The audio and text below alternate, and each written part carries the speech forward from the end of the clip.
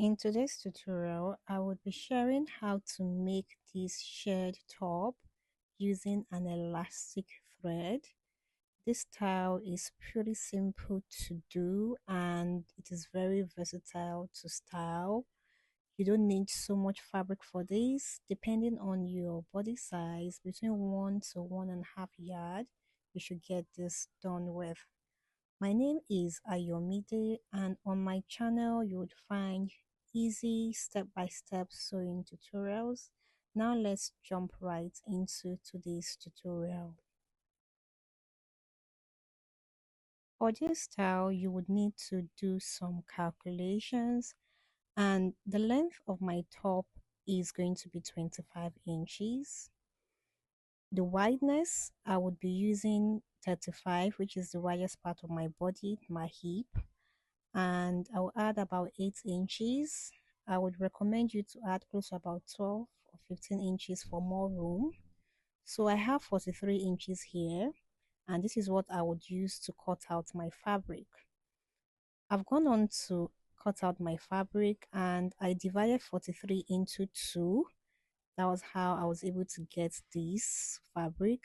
You can see the length is 25, and if I open one of the piece, I should have about 20. I approximated it to about 22 inches for one of the fabric. Okay, so the total length, I divided it into 2 and I used it to cut out each of the fabric.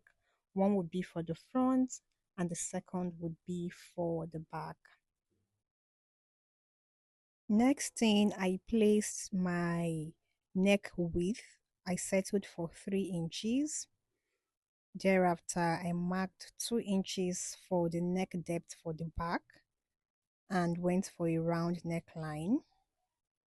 I also marked 4 inches for the neck depth for the front and marked out a round neckline too. As for the sleeve opening, from the end of the fabric here, I went on to mark about 9.5 inches. This is how wide I want my sleeve opening to be, and I came in by 1 inch and also marked 1 inch there at the end. This is just to give it a sort of shape around that side.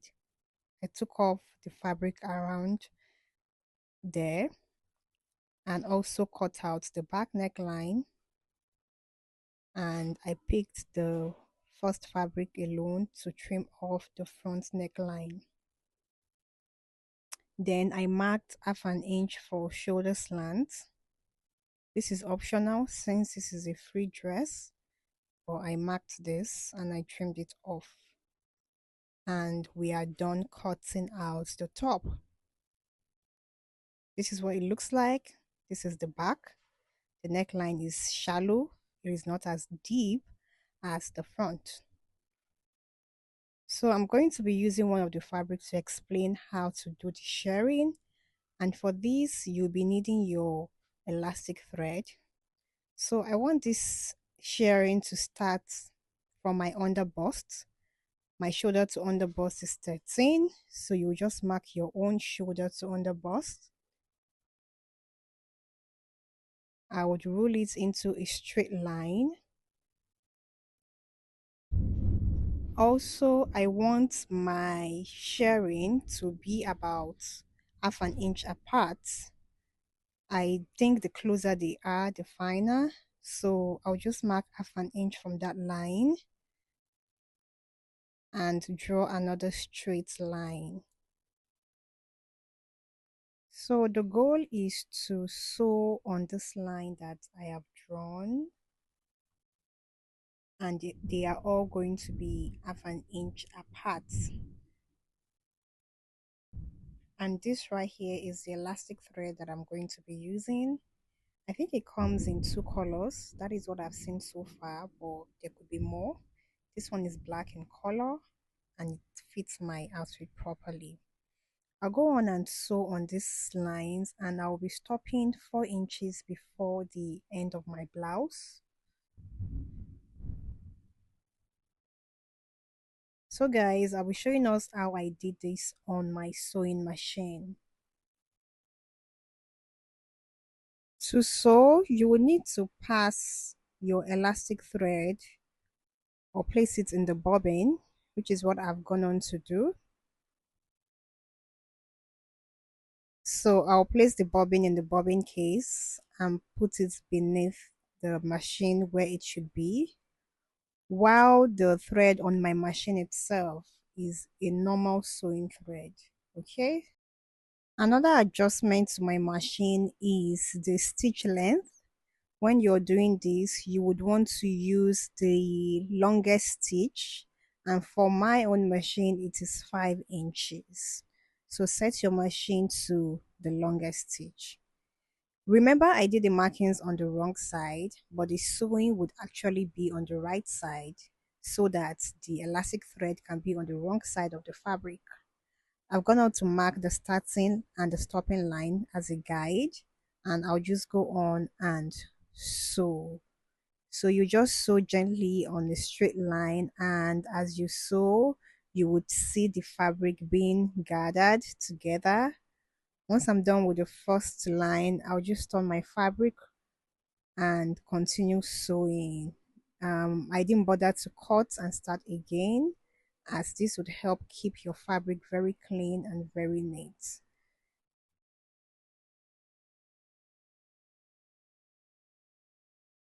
So guys, this was how I did the sharing. I did it for both the front and the back. You can see how it looks like. It can be a tedious process depending on the kind of style you're doing. But since this is a top, it wasn't very tedious for me. I finished them in less than 30 minutes for the both of them.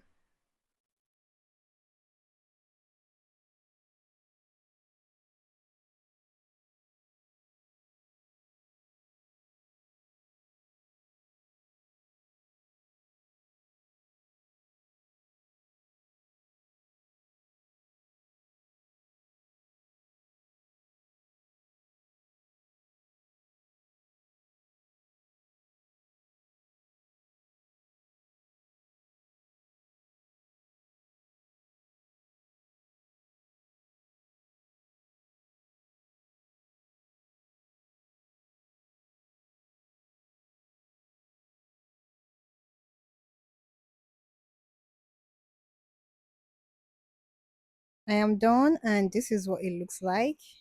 I love how it came out to be. And this is the back. It is now time to join both the front and the back together. I've gone on to use a bias tape to finish the neckline. So all that is left is to join along the shoulder slants and turn the sleeve opening and join by the sides and also turn the hem.